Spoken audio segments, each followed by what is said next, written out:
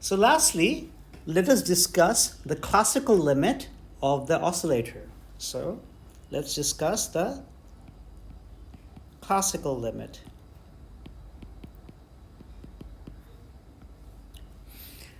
So if you compare the quantum mechanical harmonic oscillator with its classical counterpart, you may wonder how they're connected.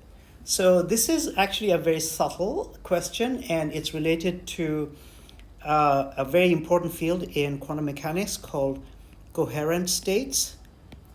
And I'm not going to go into that. And I urge you to look up coherent states. There was even a Nobel Prize given to the discovery of coherent states. But let's just talk about some crude comparisons here.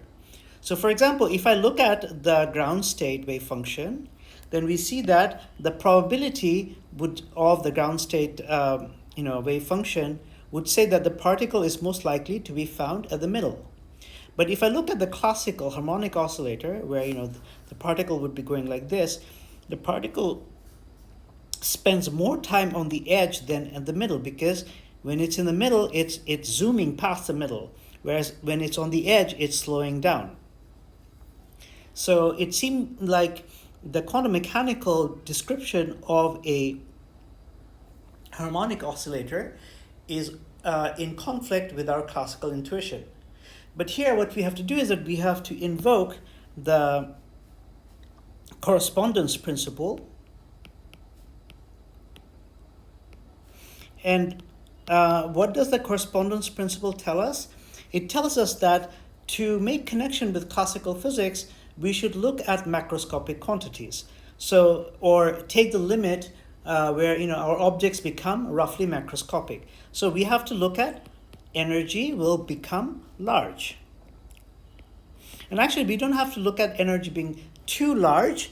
If I look at, say, the harmonic oscillator probability amplitude, say for 11, n equals to 11, say, then we are going to get something like this.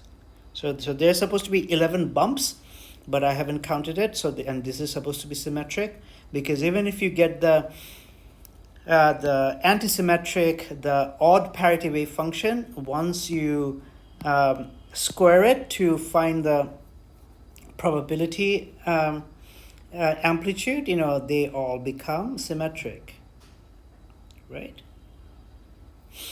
So so this will be the probability amplitude, and the classical probability amplitude is, so it goes to 0, beyond a certain point, and then it goes something like this. So that's something you can figure out. And we see that as n becomes large, here n is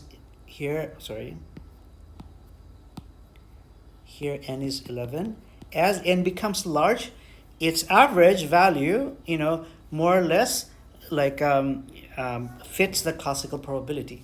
So we see that by invoking the correspondence principle, that the quantum mechanical oscillator does reflect the classical expectation.